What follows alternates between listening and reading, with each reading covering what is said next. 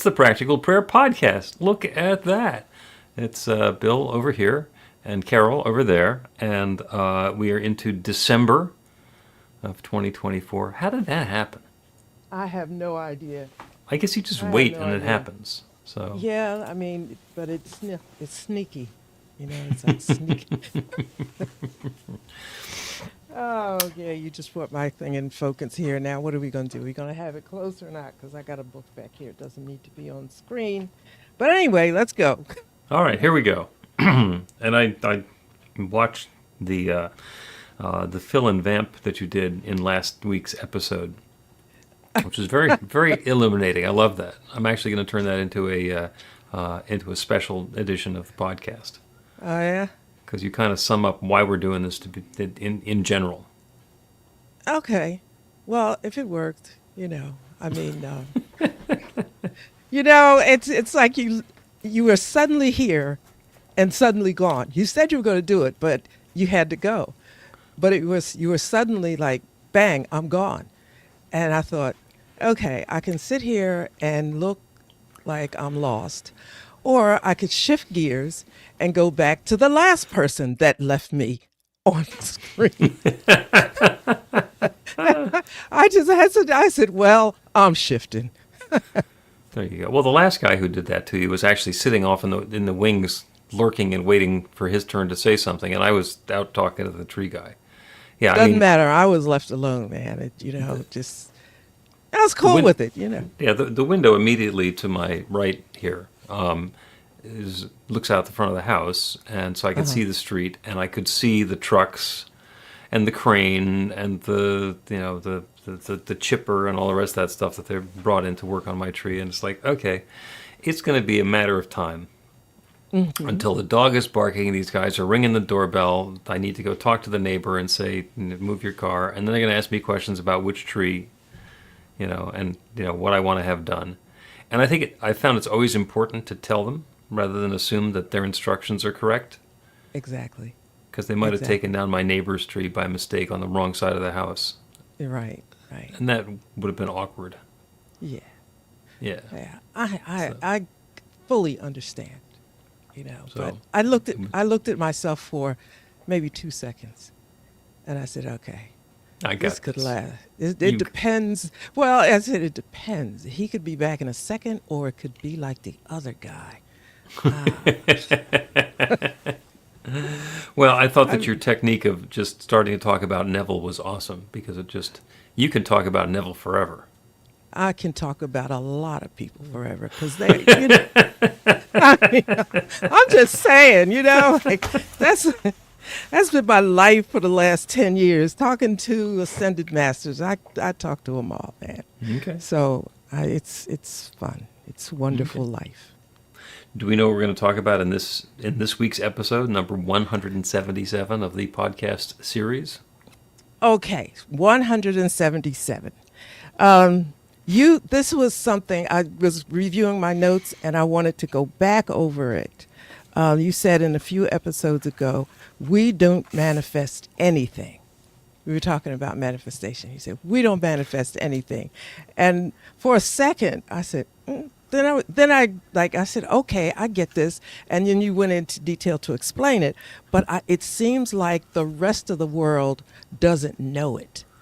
Unless, um, okay, so now we are backstage now. We're talking Yeah, so yeah. that This is okay. the pre-show. And oh, by the way, we'll say the usual thing that we say for the folks who are on New Thought Media Network is that you can put a comment into the chat now, and we'll actually respond to it. There's also a way of doing that later, but I'll tell you about that later because Carol, I don't want Okay. you to keep your thought there. Well, yeah, thank you. Because my thoughts sometimes just buzz off somewhere. Okay, so when the way you explained manifestation, when you said we don't manifest anything, and of course I would like for you to go over that again. But the other thing is when I think about that and I lay it juxtaposed to what the common rhetoric is about manifestation, I can only think that that the business of spirituality is all wrapped up in here because if I hate to say it like this, but I'm just going to say it. You know, if sometimes if you know the truth, there's nothing else to be said. And so, do you know what I'm saying? Well, yeah, except when somebody disagrees or doesn't get it, then there's plenty of room for words. Yeah, but sometimes it's like, I mean, there's just a barrage of rhetoric on manifestation.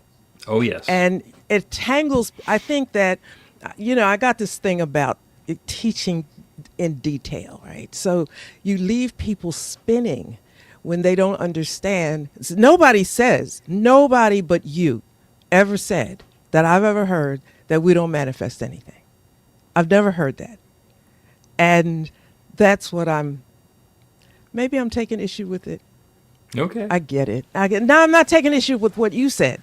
I'm saying that, you know, never mind. You know what I'm saying? I'm fine with an issue with it, and I'm actually going to take it back to your side of the street when we start talking about it. So I'm really looking forward to this. I got you. Before we go on, we have to understand the issue I have is not with you and what you said. I completely know. I'm not telling you understand the difference. You could walk down the street with one foot on both sidewalks. You're pretty amazing that way. But we're going to take it into the language of people who think that manifesting is a thing and are on your previous side of the street. Let's start the podcast, and then I'll be much less vague. A practical prayer is a prayer that works. These discussions between Reverend Bill Marchiony and Carol Lawrence dive into the details of how it works and how to work it. Reverend Bill is a New Thought minister and the author of Practical Prayer for Real Results. Your new life begins with a new thought. Carol Lawrence is on a spiritual quest, finding the New Thought teaching after decades on the pulpit in 3 different traditional denominations. I've got some questions. Together, they're exploring the philosophy and activities that come together from many of the world's religions to create the practical spirituality that is New Thought.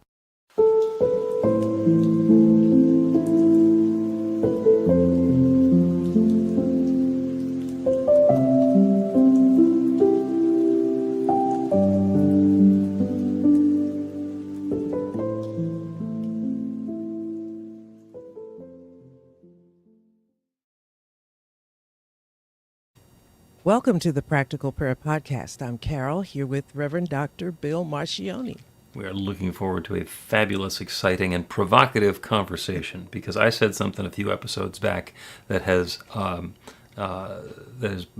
pushed against some of the things that the rest of society says. And I think you want to say, what's up with that? Maybe. Let me just... Okay, so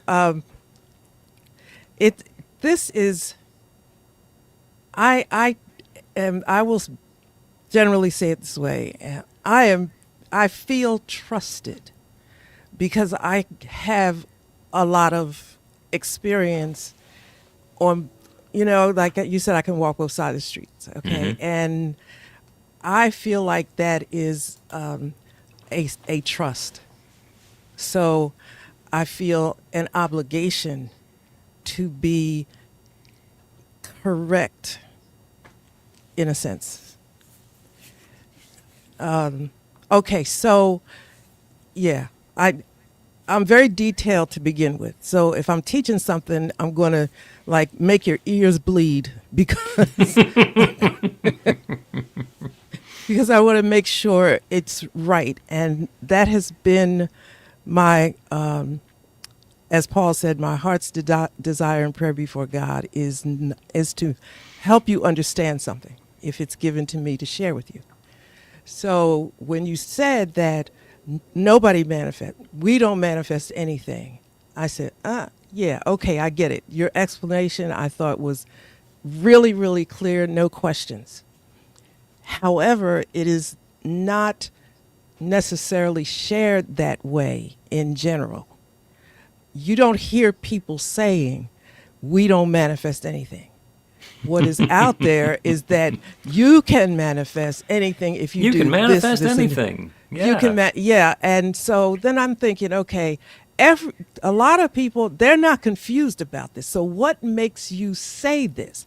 And See, this will cause a problem on both sides of the street. I would imagine, because if you're telling me something that isn't quite correct, and you say, well, that you can manifest if you do this, this, and this, and you buy my whatever, and it's going to help you do it, right? It becomes something else, and that's where I get really bothered, because you're messing with people's belief system.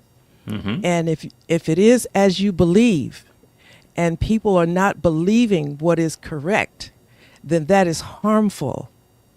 And I'm getting passionate here, so I'm going to back off, because I think you see where I'm going. Okay. The technique that we're talking about is manifesting, which is the current incarnation of the self-help affirmation technique of claiming good and using your mental awareness to set the intention for something wonderful to happen, or for something to happen in your life, and then it does. And that the affirmation step is, we used to do affirmations. Louise Hay taught everybody to do affirmations. You know, I'm wonderful, I'm prosperous, I'm healthy, I'm a child of God, and then that would come into our experience. And manifesting is more focused on the end result. So I'm manifesting a new job. I'm manifesting a fabulous relationship. I'm manifesting a happy family. I'm manifesting a new house, and use the same techniques, the same process of doing affirmations and claiming our good, and then it shows up in our life. And that is the process of manifesting. And I didn't say that doesn't work. What I said is, we don't manifest anything. Because we are doing this in partnership with an infinite creative power that creates everything. And when it works according to our belief, and our belief is activating that creative law. So it is not us that's manifesting stuff. It is that infinite creative power that's manifesting stuff. We, I'm repeating what I said before, we don't manifest anything. It's a partnership. I will refer you back to... It's one of the early parts of the New Testament in John 14, where Jesus goes into great detail about, it's not me, it's the Father within. He repeats that several times. It is not I, it is the Father within who doeth the work, depending on which version that you're looking at. Jesus didn't manifest anything. He said it was the Father within who was manifesting everything, so if Jesus couldn't do it, then what the heck do you think you're doing?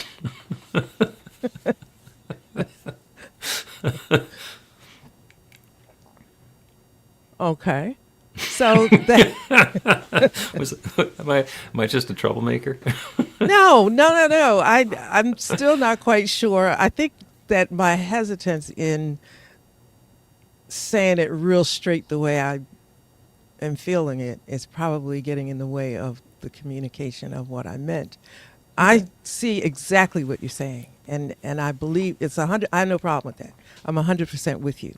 Where it falls off for me is that I am not sure that correct teaching is out there for people to understand. Oh, you are. Do you know what I I mean? completely agree with you. I completely agree with you. I'm doing a class at the beginning of the year on learn to do healing like Jesus, which goes into all of this stuff, because Jesus was a miracle worker, and that was a big part of his ministry. He came teaching love. He came doing miracles, and they made this whole story about resurrection, and the reason that we should do what he said is because he died and came back. But all the time that he was here, he was doing different stuff, and throughout his ministry, he said, "Here's how you do it." He taught the disciples how to do it. He taught anybody who was willing to learn how to do it. It was giving it away. There was not even the price of admission. You didn't have to buy a decoder ring. He said, "This is how it works. You can do it." And some people did, and it works. And it's now hidden so plainly right there in Scripture that what we're going to do in the class is dive into the Scripture and see what he actually said, and then try doing what he actually said to do and see what that does. Well, we know what that's going to do. I know. It's what... I don't need the class. Right. That's why I'm teaching. Yes. But we know already what it's going to do. I was being a bit sympathetic as you were I don't know if that's the right word. But anyway, I was being a little something while you were explaining it because I don't think that is clearly understood on the other side of the street either. Absolutely I don't think not. so. Absolutely. So, okay, so that's a whole nother issue by itself. But once you come over into this side, and the word deconstruction is being used a lot. So, when people are deconstructing, all the information, in my opinion, is not given. Mm-hmm. And there's no way that people can successfully do this without, kind of the details of it, right? You're just kind of leaving out the middle part because sometimes on the other side of the street, people don't understand the Jesus thing anyway. They don't understand the whole, Jesus business anyway. So when you come here and then you explain what Jesus meant, there's a little bridge there that doesn't connect. And I think that's important when people are deconstructing. They need to see how the pieces fit together. However, there's also those who claim to know, and maybe they don't. Maybe they don't know. They're claiming to know that this is how you manifest, and people are going through these steps, and it's not working for them, and then they're distressed, and it's because the whole thing isn't being shared properly. Yeah, and what happens is it works. The manifesting techniques that are in all the best-selling books, they all work. They all work, and they work up until the edge of our belief. As soon as we get into doubt or disbelief, and we're trying to manifest something that we don't believe that we can have, that we deserve, or that's possible, then the manifesting thing stops working. Well, that is very important, don't you think? That Well, people yeah. should say, when you said right up to the edge of your belief, Yep. that's important. Like, stop right there. What does that mean? And, what do you believe about this, this, and this? Now, forgive me, everybody, but that's just me, my OCD-ness with That's your thoroughness. with details, but it makes a difference because, and here's why I care, the other side of it. If you're all stressed out and feeling bad and whatever because such and such isn't working, then you can easily shift back into an old way of thinking that it's your fault. There's something wrong with you. Yep. You're da-da-da-da-da. And, that's so wrong. It's Well, it's unhelpful. It's unhelpful. If we want to create a feeling of misery and not enoughness, that's the way to do it. Yeah. Now, I like the way you said. It's nice the way you said it's unhelpful. But I'm telling you, I am talking to people who are in deep negativity about themselves. Mm-hmm. And the root is in just maybe that little bit of an understanding right there. It's worse than not helpful. It's destructive to people. And To think that there's a way of manifesting something wonderful and it doesn't work for me, yeah, that's horrible. yeah, because you have a myriad of things that you can call on from your past to justify why you're such a whatever, a loser, because I'm a loser because of this, this, and this. And let me say this. People can have things that happen to them like molestation, things like that in their past, and you sweep it under the carpet and keep on going. But secretly, they may think that it was their fault. Mm-hmm. So then you can't manifest because, oh, well, look at what I caused to happen to me. I mean, that's tragic, but that's a reality, and That's definitely part of experience. Yes, absolutely. so you can kind of see that's part of the world where I live, where I am. And so you can see why I'm really passionate about it, because people are really struggling in areas that they don't need to. It's not necessary because they simply are misinformed or a little bit of information is withheld, maybe intentionally, maybe unintentionally. I don't know. I'm just bringing that up. Yep. If somebody's story and it's tragic when those things happen. I'm not going to in any way minimize that or brush it under the rug. When a human being is molested as a child, that leaves an imprint, and it's about being at the bottom of a power dynamic. Somebody who's always bigger, usually more powerful, usually more authoritative, older, wiser, somebody who's up on the power chain someplace, is being abusive to this child who's down lower on it. It's real easy to get locked in there. For the person who's been molested, who's been violated, who's been abused, to think that, well, that's where I belong on this power differential. And get stuck there. That, I think, is a large part of why there's so much recurrence. That people who were abused when they were younger abuse people who are younger than them because they finally grew into the position where they can pass it on. And maybe it's the belief that, well, that's the way you act when you're older or more powerful or bigger or stronger. Or maybe it's trying to shed the energy that was dumped into them all those years ago. Yeah, it's a lot, and I actually gave a really tragic example. There's just so many things that happen to us through our lives, even if it's not, quote, as devastating as what we just talked about. There are other reasons that people feel that they're less than. Maybe somebody just told you and you just believed it. And that, I think, those little things have to be unraveled when we're going to a bigger place, let's say. Forgive me if this is the wrong way to say it, but there's terms like expanded consciousness and, awakenings and expanded awareness and all of that. I mean, I see it and I love those beautiful words, but what that is in reality is a person moving forward or blossoming or coming to a bigger space in their life, into the realm of possibilities that you talk about. Absolutely. Yeah. That totally blew me away, right? Right. It's the realm of possibilities, and when you feel excluded from that because of some untruth that's been in your world, that needs to be taken care of. Absolutely, and there's a lot of ways to do it. There's a lot of techniques. There are a lot of teachers and approaches to that. I want to describe it though because,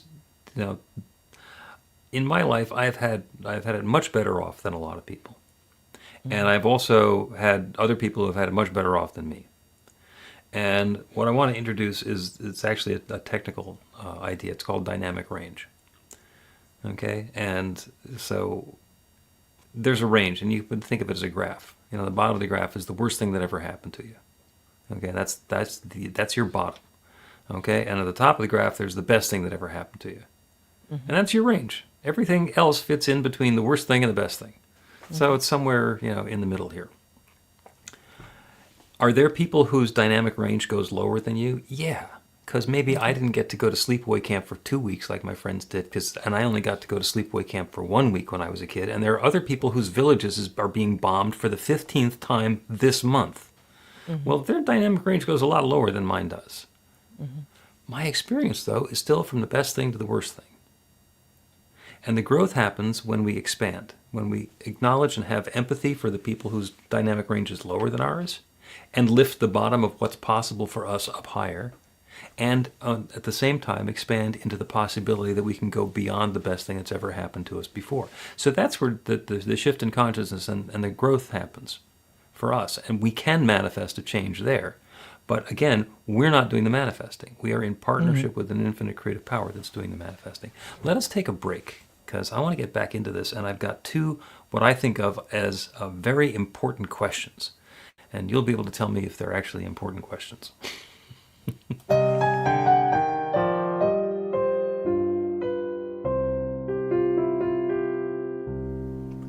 Are you ready to get results? Now, that's not a rhetorical question. Are you ready to get results? RUR2GR. That's actually the abbreviation for the steps in a practical prayer. Recognition, unification, realization, gratitude, and release, with a couple of extra steps in there in case some doubt creeps in along the way. RUR2GR. This class is about the prayer technique that's common to all of the spiritual practices and religions in the most effective prayers that they have. And by effective, I mean that the prayer works. It actually creates a change in the experience of the person doing the prayer. It gets a result. We're going to begin with theory, and then we're going to take it into practice. By the end of the class, you will have your very own practical prayer that will help create transformation in your life.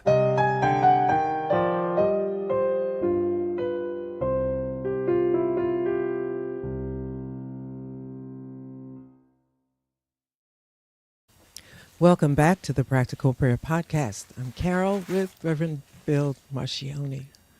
We're having a wonderful conversation about my provocative claim that we don't manifest anything, even though we live in a world that's filled with people telling us that we can manifest anything. Mm-hmm. And we're getting into the details of what I mean and how I could say something that's so at odds with the entire present movement in self-help. And we were talking a little bit before about dynamic range, about the range between the worst thing that happens to us and the best thing that happened to us. And that's all very true. And in our human experience, that's where we're living. And it's possible for it to go, beyond in either direction. So I told you I got two questions. And the first question is, where is God?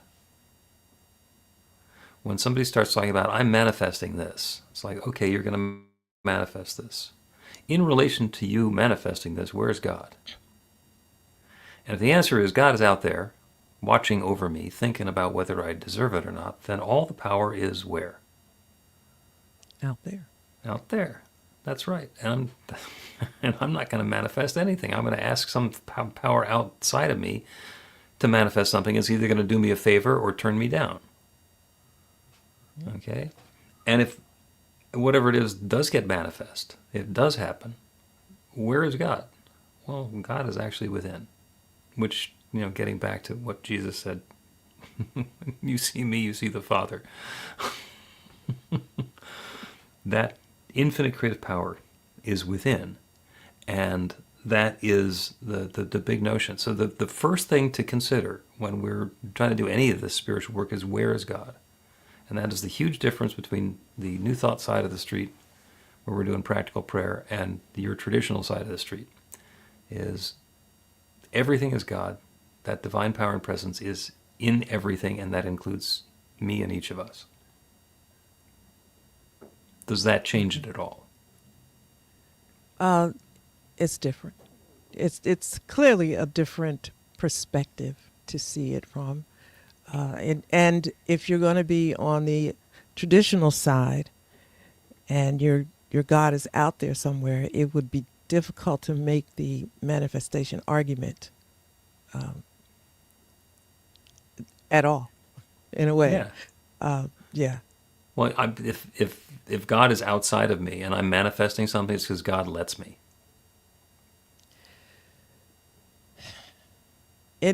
It's more stuff tangled up in that. If we were gonna push that, it would be more than that. Even if God is the manifester on the traditional side, let's say, okay, so you're doing all of this stuff, and it's not. If God lets you manifest, it's God releasing the manifestation according to your worthiness and behavior and so forth. Whether you tick off all the stuff in a box, and it comes like that. So if you're on that side of the street, you got not a prayer. Because, I mean, I'm just there's a lot more subjugation in that than what I was talking about. Yeah. So, but it's important, right? Because you try to do your very best, and your best is never, ever good enough.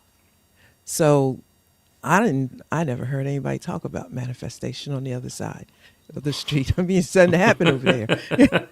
So, at least not where the pastor can hear it. Yeah. But I I mean, this is not to belittle anybody, but if God is the manifester, then let's be clear about this. What releases the manifestation? And you say that it is your belief, what you believe. On the other side of the street, it says it's your worthiness, just to kind of sum it up. Yep. And I think it's really important to bring those two facts together, or those two thoughts together, so that there's no confusion about what we're doing with this thing. Okay, if you can't be on the other side of the street, say manifestation isn't working and da da da, therefore it's a lie.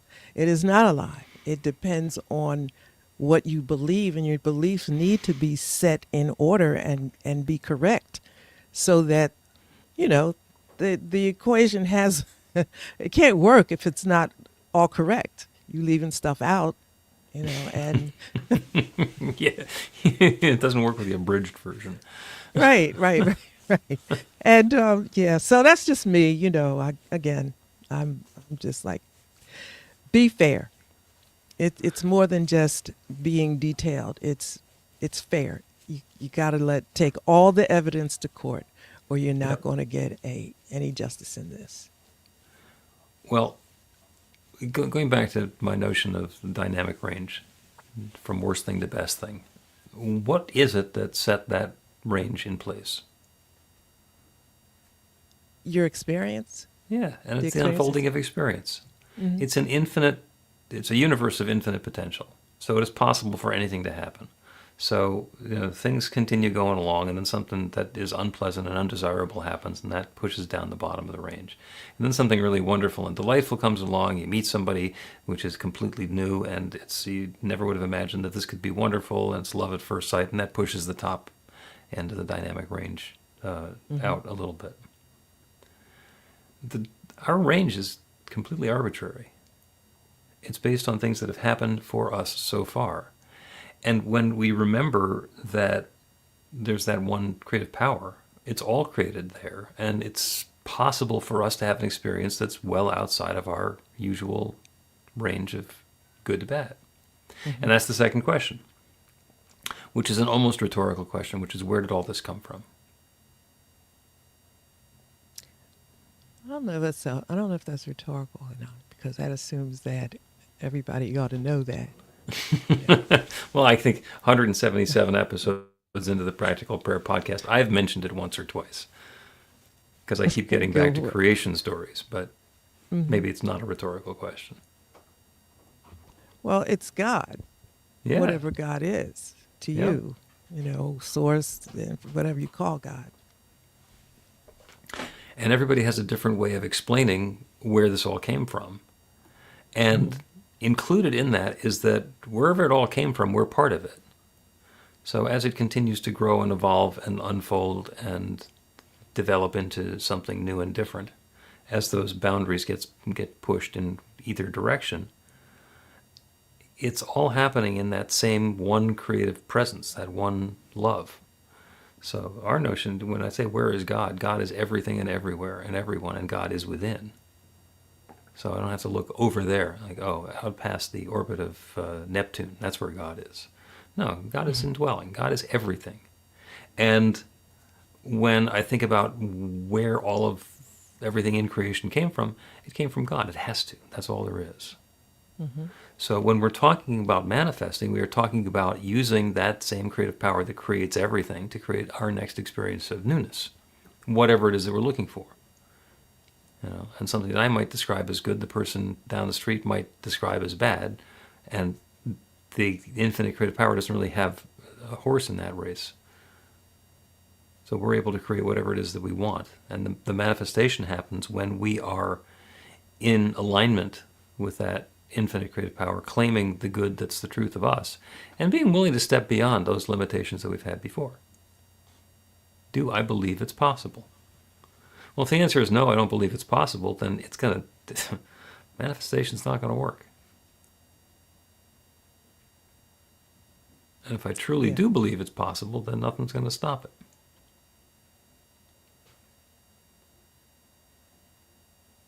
So, okay, you said, where is God? And that is where I start everything. It's where is God, because that's going to determine the next thing that I say to you.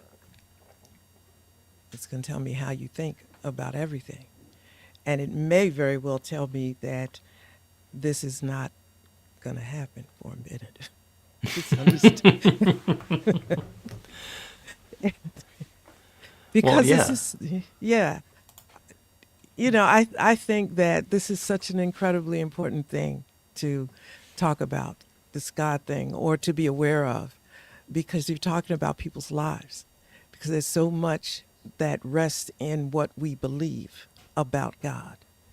And I call it, your theistic dislocation. That's something that I made up, but it's, you say God is out there or in here. Yeah, let's stop here for a minute and let's get this straight. I'm saying that no right or wrong doesn't have to. It doesn't matter what I think. What do you think?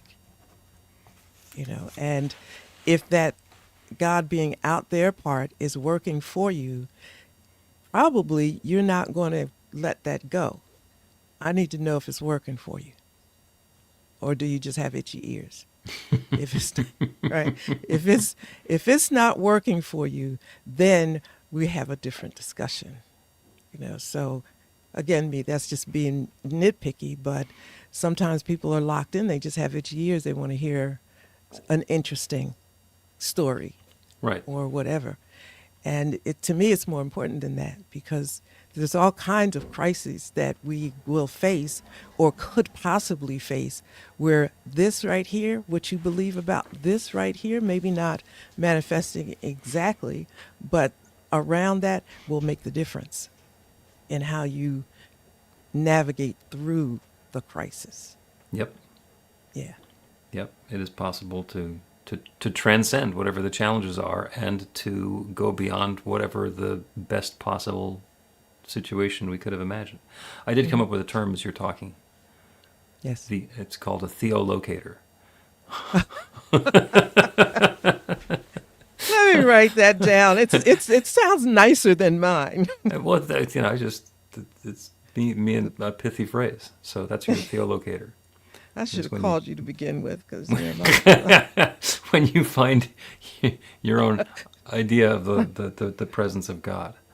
Yeah, and that's actually key, because if we know that God abides within, then it changes the possibilities that we have.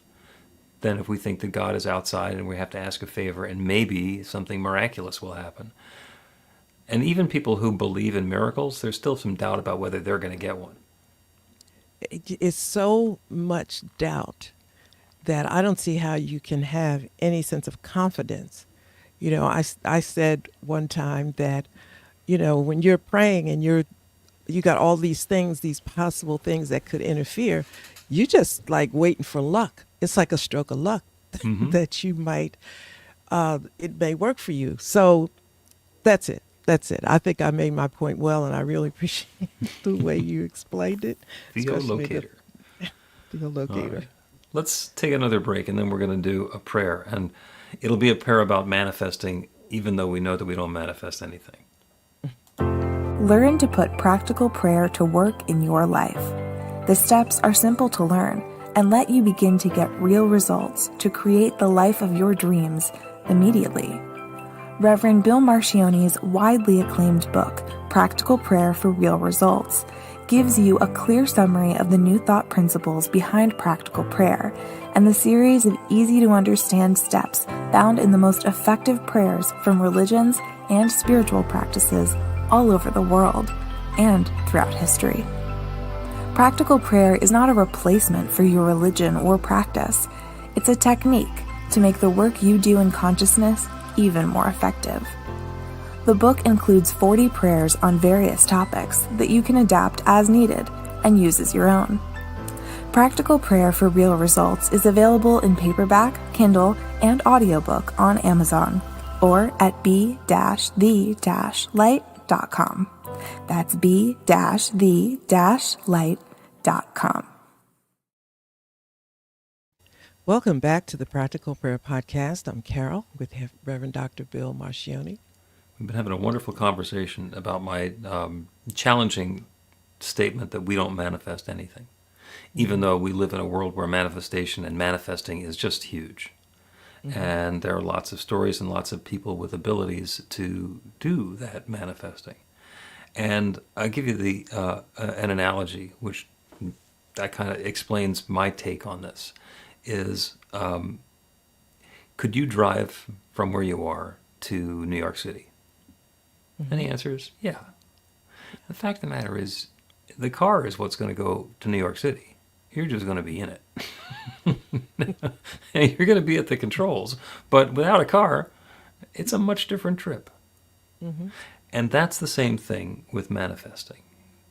We don't manifest anything, but we do get in and we drive the car. We set the course, we choose where it is we're going to do, we do the parts that are ours to do, and we let ourselves be delivered to that destination, to that desired experience.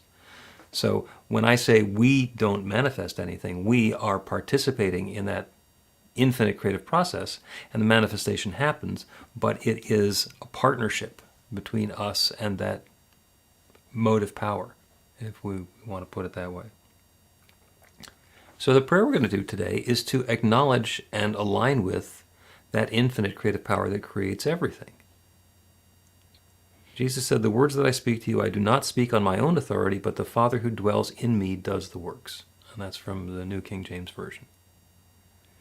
And he's said in other places that everything he does, we can do. So he's telling us how it works. He's telling us how it works.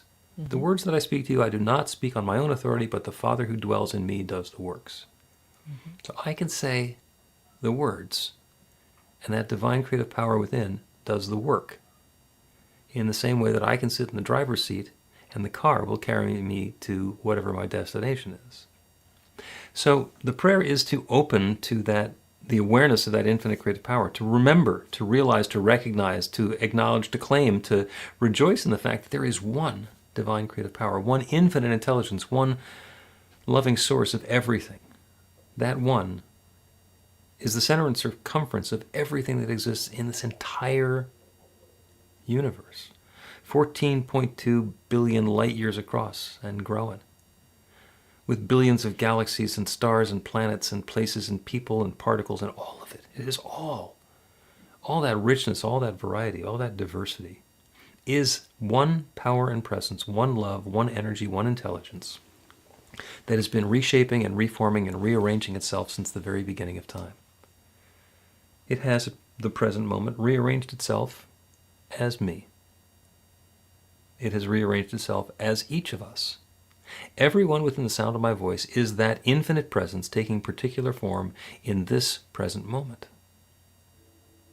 The cool thing about recognizing that is that implied right within that is that all of that intelligence, all of that creative power, all of that love, all of that good, all of that potential that exists anywhere, exists everywhere, and exists as each of us right now.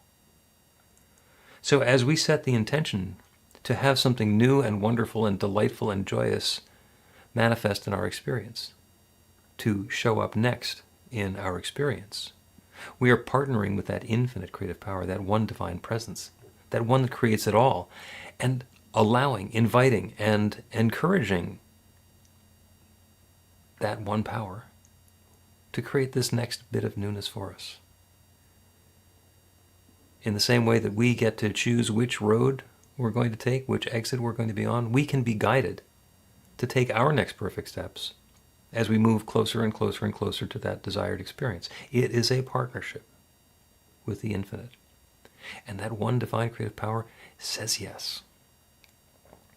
There's no force in the universe that stands in opposition to it. As we open to the good that's available, that good unfolds for us as the infinite creates through us. So I'm grateful for the good that's coming about for each of us. I'm grateful for the willingness to acknowledge that divine power and presence within. I'm grateful for the new ideas that are even now percolating and the new experiences that are even now coming about. And so with a deep feeling of thanks for all of this good, gratitude for the awareness of the creative process, and deep, deep appreciation for the ability to speak this word and release it into that creative law, and to know that it is already returning manifest. There's no possibility that it returns void. It is underway now. So I let it be. I speak this word and I know it's so. So it is. The Practical Prayer Podcast with Reverend Bill Marchiony and Carol Lawrence is a production of BeTheLight.com, be-the-light.com, where you can find more information about practical prayer for real results. Our theme is by Music of Wisdom. You can learn about the spiritual community of New Thought Philadelphia with daily guided meditations, Weekly celebrations of spirit, and Reverend Bill's classes in practical spirituality at newthoughtphilly.org.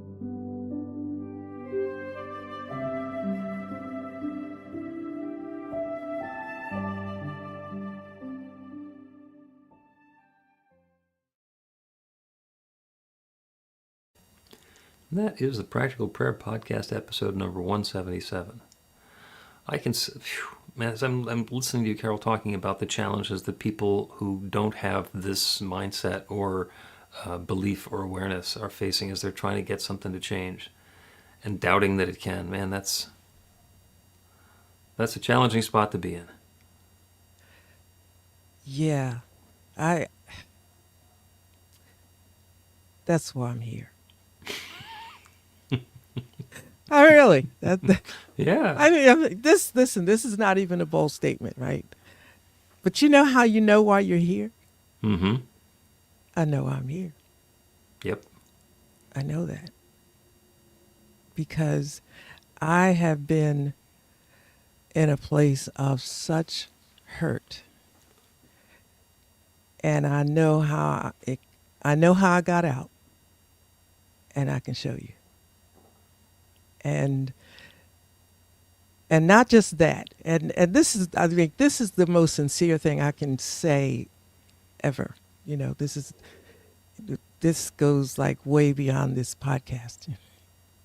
I can show you how to get out. I found when I crossed the street and became more aware and learned more about New Thought, it gave me language to go with what I knew, which makes it a whole lot easier in a sense.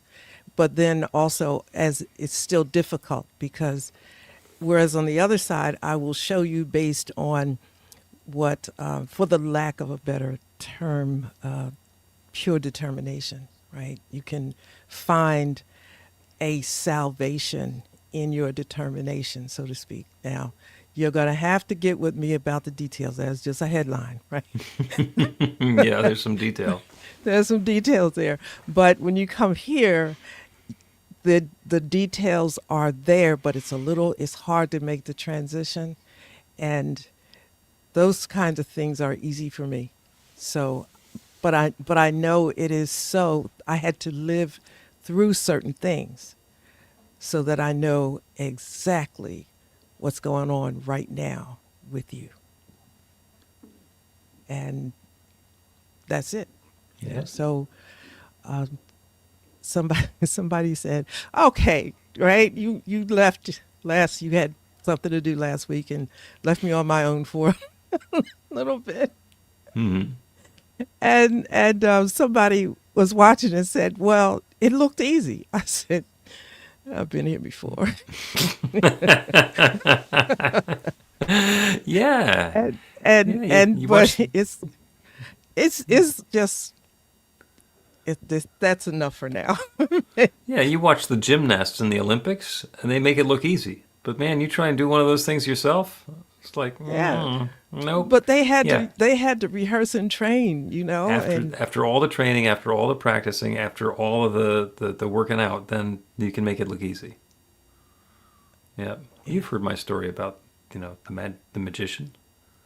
The magician pulls a rabbit out of his hat, and everybody thinks, "Oh, that looks so wonderful," and they think it's difficult. It's like, no, it's doing the whole magic show with a rabbit in your pants. So that you can be ready when the moment comes. That's the tough part. Just made it look easy.